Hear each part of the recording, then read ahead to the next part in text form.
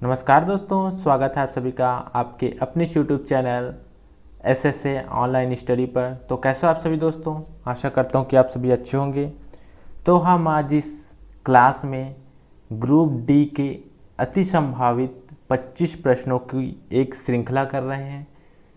तो आप ये वीडियो पूरी देखिएगा, ये बहुत ही आपके लिए इम्पोर्टेंट होने वाली है, तो आप लास्ट तक बने रहिए। तो चलिए वीडियो को स्टार्ट करते हैं। तो पहला क्वेश्चन है, भारतीय संविधान का अनुच्छेद 324 से 329 निम्नलिखित में से किस पहलू से संबंधित है? ऑप्शन है चुनाव, अल्पसंख्यकों की सुरक्षा, पंचायतें या एक राज्यपाल की शक्तियाँ।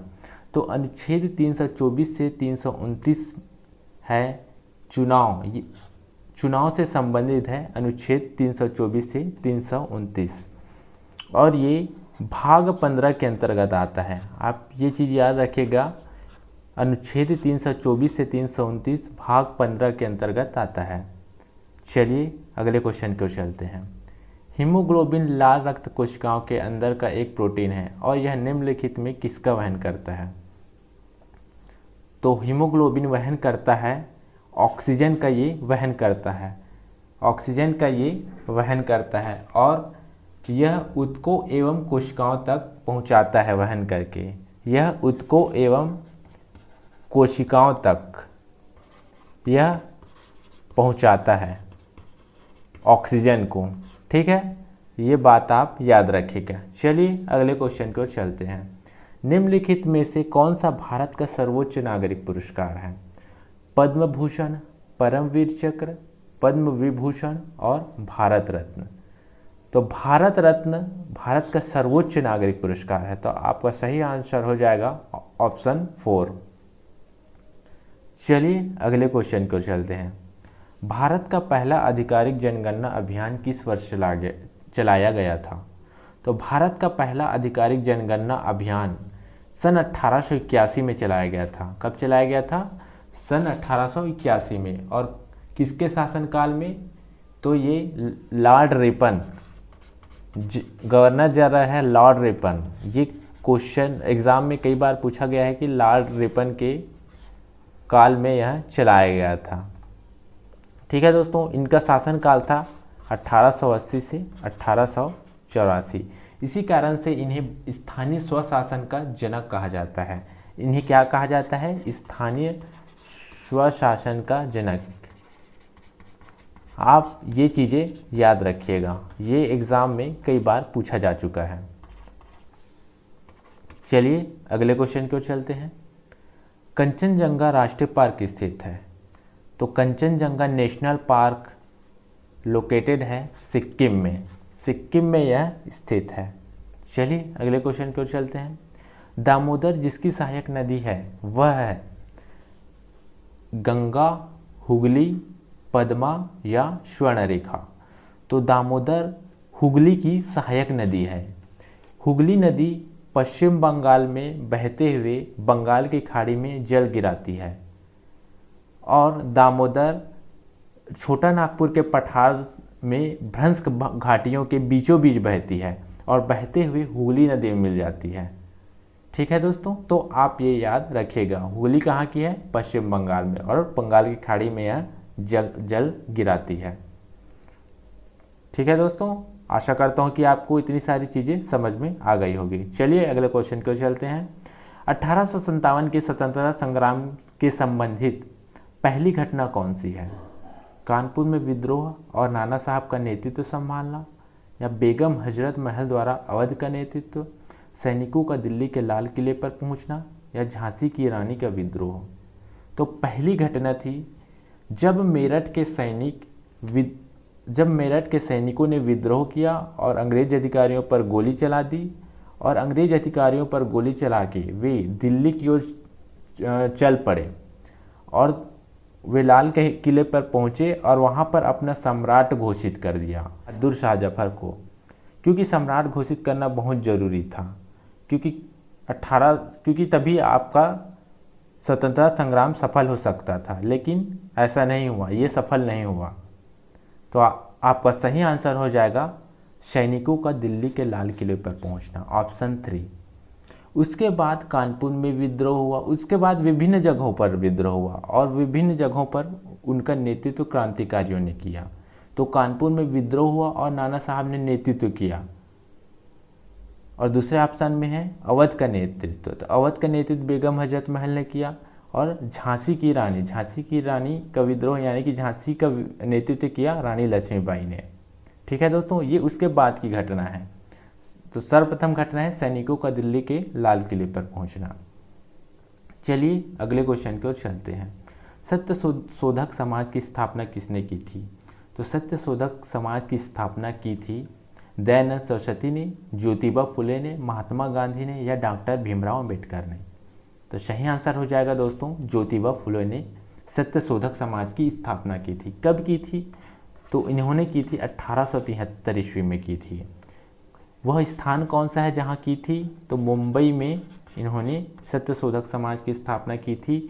और एक वेरी मोस्ट इम्पॉर्टेंट क्वेश्चन बन सकता है कि इनकी एक रचना है गुलामगिरी।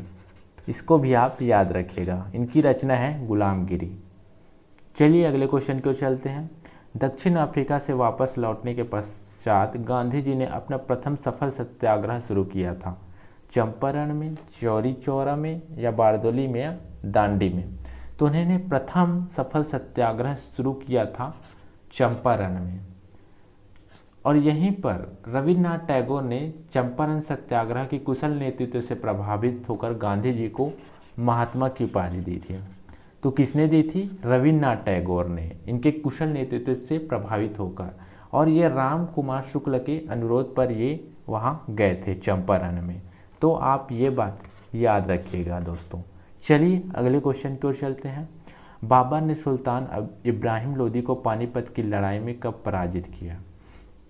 तो बाबर और इब्राहिम लोदी के बीच लड़ाई हुआ था 1526 ईस्वी में और इसको बाबर ने जीता था। तो 1526 ईस्वी में पानीपत की प्रथम लड़ाई हुई थी। तो आप इसको याद रखिएगा।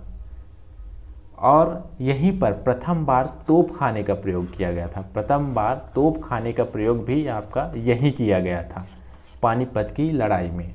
तो आप इतनी सारी चीज़ें याद रखिएगा। चलिए दोस्तों अगले क्वेश्चन की ओर चलते हैं। भारत सरकार ने 14 बड़े व्यापारिक बैंकों का राष्ट्रीयकरण सर्वप्रथम कब किया? तो भारत सरकार ने 14 बड़े व्यापारिक बैंकों का राष्ट्रीयकरण किया था सन 1969 में। इन्होंने 14 बड़े व्यापारिक बैंकों का राष्ट्रीयकरण किया था। फिर उसके जस्ट बाद 1980 में 6 बैंकों का राष्ट्रीयकरण किया था। फिर उसके बाद 6 बैंकों का राष्ट्रीयकरण किया था। कब? 1980 में। तो ये सभी चीज़ें पूछी जा चुकी हैं, तो आप ये याद रखिएगा। चलिए अगले क्वेश्चन की ओर चलते हैं। दक्षिण पश्चिम मानसून काल में निम्नलिखित स्थानों में सबसे कम वर्षा कहाँ होती है? इस क्वेश्चन को करने से पहले चलिए मैं आपको थोड़ा बहुत फैक्ट बता देता हूँ। ये भारत का दक्षिणी हिस्सा है। ये भारत का दक्षिणी हिस्सा है। ठीक है दोस्तों, ये आपका भारत का दक्षिणी हिस्सा है। और इधर है आपका अरब सागर शाखा, ये आपका अरब सागर है। और इधर है आपका बंगाल की खाड़ी। तो दक्षिण मानसून सागर की 2 शाखा होती है। एक तो होती है अरब सागर शाखा और दूसरी है आपकी बंगाल की शाखा। तो अरब सागर शाखा ये बहती है दक्षिण पश्चिम की दिशा से आती है, तो इसे दक्षिण पश्चिम मानसून बोलते हैं। तो जब ये दक्षिण पश्चिम मानसून आती है दक्षिण पश्चिम दिशा से आती है अरब सागर शाखा इधर, तो ये सबसे पहले कहाँ वर्षा करती है? तो ये है आपका पश्चिमी घाट और ये है इधर है आपका पूर्वी घाट। तो ये है पश्चिमी घाट। तो ये सबसे पहले इधर यहाँ पर है केरल। तो ये केरल के मालाबार तट पर वर्षा करती है। और इसके जस्ट पूर्व में जून से सितंबर तक मालाबार तट पर बहुत वर्षा करती है, खूब वर्षा करती है। और इन्हीं दिनों में जस्ट पूर्व में तमिलनाडु है, वो बिल्कुल यहाँ पे कोरोमंडल तट है। जो चेन्नई का जो तट है यानी कोई तमिलनाडु का जो तट है, किनारा है, उसको हम कोरोमंडल तट कहते हैं। तो इन्हीं दिनों में यह यहाँ बिल्कुल सूखा रहता है। जबकि बंगाल की शाखा की बात करें, बंगाल शाखा जाती है ऐसे जाती है, ये भी दक्षिण पश्चिम दिशा से आती है। और उत्तर पूर्व की ओर बहती है। तो ये पूर्वी घाट से न टकराकर उसके समानांतर प्रवाहित हो जाती है। तो इस कारण से यह बिल्कुल भी नहीं टकराती। तो इस कारण से यहाँ वर्षा बिल्कुल नहीं होती दक्षिण पश्चिम मानसून से। तो आप ये याद रखिएगा। तो सही आंसर हो जाएगा दोस्तों, आप लोग को पता ही चल गया होगा कि इसका सही आंसर हो जाएगा चेन्नई। चेन्नई इसका सही आंसर हो जाएगा, क्योंकि अरब सागर शाखा बंगाल की खाड़ी शाखा कोरोमंडल तट से नहीं टकराती है, तो वर्षा बिल्कुल भी नहीं होती है। तो तमिलनाडु में है आपका चेन्नई। ठीक है दोस्तों, तो इसका सही आंसर हो जाएगा चेन्नई। चेन्नई में सबसे कम वर्षा होती है। ठीक है दोस्तों, चलिए अगले क्वेश्चन की ओर चलते हैं। सुप्रसिद्ध उर्दू शायर मिर्जा गालिब मूल निवासी थे। तो ये आगरा के मूल निवासी थे। कहाँ के थे? आगरा के। इनका मूल नाम था असदुल्ला खां। इनका मूल नाम क्या था? असदुल्ला खां। ये भी आपका एग्जाम में पूछा जा चुका है। अगले क्वेश्चन की ओर चलते हैं। वह कौन से कवि और संत है जिन्होंने रामायण का एक दूसरा संस्करण रामचरितमानस लिखा था? रविदास, सूरदास, कालिदास या तुलसीदास? तो इसका सही ऑप्शन हो जाएगा दोस्तों तुलसीदास। तुलसीदास जी ने रामायण का दूसरा संस्करण रामचरितमानस लिखा था। तो कब लिखा था इन्होंने? तो इन्होंने लिखा था 1631 ईस्वी में लिखा था। और इनकी ये रचना कौन सी भाषा में थी? तो ये अवधी भाषा में थी। तो ये अवधी भाषा में थी और 1631 ईस्वी में लिखी गई। रामायण एक चरित्र काव्य है जिसमें राम का संपूर्ण जीवन चरित्र वर्णित है। तो रामायण क्या है दोस्तों? एक चरित्र काव्य है जिसमें राम का संपूर्ण चरित्र वर्णित है। यह कुल 7 कांडों में विभाजित है। कितने कांडों में विभाजित है? 7 कांडों में विभाजित है। जबकि इसके प्रथम संस्करण, ये तो हो गया दूसरा संस्करण, जबकि प्रथम संस्करण की रचना किसने की थी? तो वाल्मीकि ने की थी। तो आप इसको भी याद रखिएगा। जबकि इन्होंने कौन सी भाषा में की थी? संस्कृत में की थी। कौन सी भाषा में की थी? संस्कृत में की थी। तो आप इस चीज़ को भी आप याद रखिएगा। चलिए अगले क्वेश्चन की ओर चलते हैं। भारत में कुल कितने संरक्षित जैवमंडल है, यानी कि बायोस्फीयर रिजर्व की संख्या कितनी है? तो टोटल बायोस्फीयर रिजर्व की संख्या है 18। वैसे बायोस्फीयर रिजर्व होते क्या हैं? बायोस्फीयर रिजर्व ऐसे क्षेत्र होते हैं जहां वनस्पतियों एवं जीवों की रक्षा की जाती है और ये जैव विविधता के बड़े क्षेत्र होते हैं। ठीक है दोस्तों, भारत के बायोस्फीयर रिजर्व में एक या एक से अधिक राष्ट्रीय उद्यान या अभ्यारण्य शामिल होते हैं। भारत का पहले बायोस्फीयर रिजर्व की बात करें तो कौन सा है? तो ये है आपका नीलगिरी बायोस्फीयर रिजर्व। कौन सा है? Nilgiri biosphere reserve. कब बना था? तो ये 1986 में। 1986 में इसका निर्माण हुआ था और ये पश्चिमी घाट में स्थित है। ठीक है दोस्तों, चलिए अगले क्वेश्चन को चलते हैं। प्लास्टर ऑफ पेरिस निम्नलिखित में से किसका एक उत्पाद है? मैग्नीशियम, एल्यूमिनियम, कैल्शियम या सोडियम? तो सबसे पहले दोस्तों आपको अगर इसका सूत्र मालूम होगा तो आप इसका आंसर दे सकते हैं। इसका फॉर्मूला क्या है दोस्तों? इसका फॉर्मूला है CaSO4 dot half H2O। CaSO4 dot half H2O। तो दोस्तों यहाँ देखिए, ये इसमें है कैल्शियम है दोस्तों इसके फॉर्मूला में। तो इसका जो ये किसका उत्पाद है? तो बोल सकते हैं कैल्शियम का एक उत्पाद है प्लास्टर ऑफ पेरिस। इसका रासायनिक नाम क्या है इस फॉर्मूले का? Calcium sulphate hemihydrate. Calcium sulphate hemihydrate इसका फॉर्मूला है दोस्तों, इसका नाम है। रासायनिक नाम क्या है? Calcium sulphate hemihydrate. चलिए अगले क्वेश्चन की ओर चलते हैं। किस पंचवर्षीय योजना आपातकाल लगाया गया था, नए चुनाव हुए थे और जनता पार्टी चुनी गई थी? तो किस पंचवर्षीय योजना के दौरान ये हुआ था दोस्तों? तो ये हुआ था आपका 5वीं पंचवर्षीय योजना के दौरान। 5वीं पंचवर्षीय योजना के दौरान नए चुनाव हुए थे और जनता पार्टी चुनी गई थी। ठीक है दोस्तों, पंचवर्षीय योजना से स्पष्ट है कि यह 5 वर्ष का होता है, लेकिन 5वीं पंचवर्षीय योजना 4 वर्ष की थी। कब से कब थी? 1974 से 1978 में। और इसके संबंध में एक महत्वपूर्ण बात यह है कि यही 5वीं पंचवर्षीय योजना में ही गरीबी हटाओ नारा दिया गया था। गरीबी हटाओ नारा दिया गया था। तो आप इसको भी आप याद रखिएगा। चलिए चलते हैं अगले क्वेश्चन की ओर। निम्नलिखित में से किस क्षेत्र में भारत में सकल राष्ट्रीय उत्पाद का सबसे बड़ा भाग प्राप्त होता है? कृषि तथा संबंधित क्षेत्रों से, विनिर्माण, निर्माण, बिजली तथा गैस से, सेवा क्षेत्र से, रक्षा तथा लोक प्रशासन से। तो जीडीपी का सबसे बड़ा भाग प्राप्त होता है सेवा क्षेत्र से दोस्तों। सेवा क्षेत्र से जीडीपी का सबसे बड़ा भाग प्राप्त होता है। सेवा क्षेत्र को हम बोलते हैं तृतीयक क्षेत्र भी कहते हैं। सेवा क्षेत्र को हम तृतीयक क्षेत्र भी कहते हैं। तो तृतीयक क्षेत्र से जीडीपी का सबसे बड़ा भाग प्राप्त होता है तथा कृषि क्षेत्र को प्राथमिक क्षेत्र कहते हैं। इसको क्या बोलते हैं हम? प्राथमिक क्षेत्र। जितने भी नेचुरल चीज़ों से उत्पादन होता है उसको हम प्राथमिक क्षेत्र के अंतर्गत रखते हैं, जबकि विनिर्माण, निर्माण, बिजली तथा गैस इसको हम द्वितीयक क्षेत्र के अंतर्गत रखते हैं। किसके अंतर्गत रखते हैं? द्वितीयक क्षेत्र के अंतर्गत। तो इसका सही ऑप्शन हो जाएगा दोस्तों इस क्वेश्चन का सेवा क्षेत्र से। चलिए अगले क्वेश्चन की ओर चलते हैं। समलैंगिक विवाह को मान्यता देने वाला प्रथम देश है? ताइवान, वियतनाम, सिंगापुर या पेरू?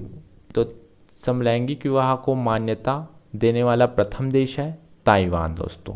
ताइवान समलैंगिक विवाह को मान्यता देने वाला पहला देश है। रुर बेसिन प्रसिद्ध औद्योगिक क्षेत्र है।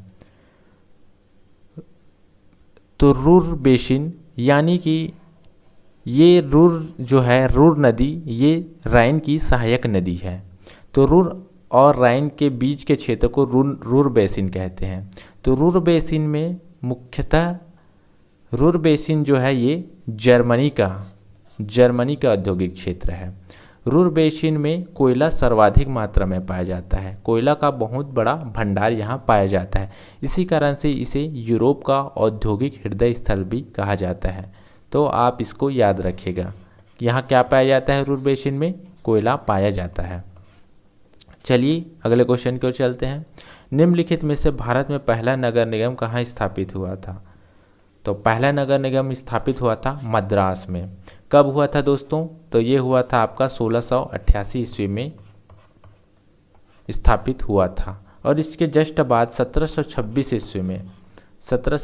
ईस्वी में मुंबई में नगर निगम का स्थापना हुआ था। तो पहला नगर निगम स्थापना हुआ था मद्रास में। चलिए अगले क्वेश्चन की ओर चलते हैं। महाराष्ट्र में गणपति पर्व का शुभारंभ किसने किया था? तो इसका आंसर बताइए दोस्तों। बाल गंगाधर तिलक ने, गोपाल कृष्ण गोखले ने, अरविंद घोष ने या विपिन चंद्र पाल ने?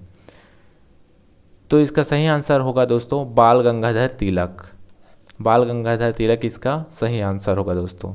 गणपति पर्व का शुभारंभ करने का श्रेय बाल गंगाधर तिलक को जाता है। इसके अलावा बाल गंगाधर तिलक ने शिवाजी महोत्सव को भी प्रारंभ किया था। शिवाजी उत्सव को भी प्रारंभ करने वाले बाल गंगाधर तिलक जी ही थे। ठीक है दोस्तों, तो इतनी चीज़ें आप याद रखिएगा। मलेरिया की दवा कुनैन किससे प्राप्त होती है? मलेरिया की दवा है एक कुनैन। ये आपका आवृत्त बीजी पादप से प्राप्त होती है। किससे प्राप्त होती है दोस्तों? आवृत्त बीजी पादप से। तो आप इसको याद रखिएगा।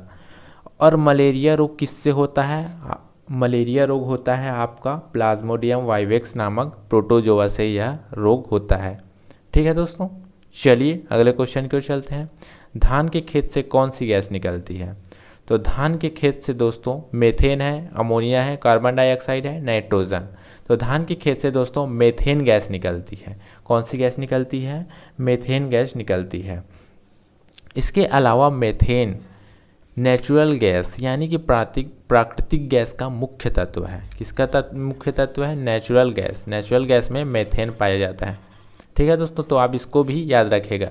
इसके अलावा मेथेन बांध में भी पाया जाता है, गोबर में या कोयले की खानों में भी यह मेथेन पाया जाता है। कहाँ कहाँ पाया जाता है दोस्तों? कोयले की खानों में, गोबर में या बांध में भी यह पाया जाता है। ठीक है दोस्तों, तो आप इतनी सारी चीज़ें याद रखिएगा। प्रथम लोकसभा के अध्यक्ष कौन थे? हुकुम सिंह, जीवी मावलंकर, के.एम. मुंशी या डॉक्टर भीमराव अंबेडकर? तो प्रथम लोकसभा के अध्यक्ष थे दोस्तों जीवी मावलंकर। ठीक है दोस्तों, तो आज का सेशन हम यहीं पे समाप्त करते हैं दोस्तों। अगर आपको ये वीडियो पसंद आया तो आप वीडियो को लाइक कीजिए, शेयर कीजिए और चैनल को सब्सक्राइब कीजिए। तो हम यहीं पे आपसे विदा लेते हैं, तब तक के लिए बाय बाय, टेक केयर।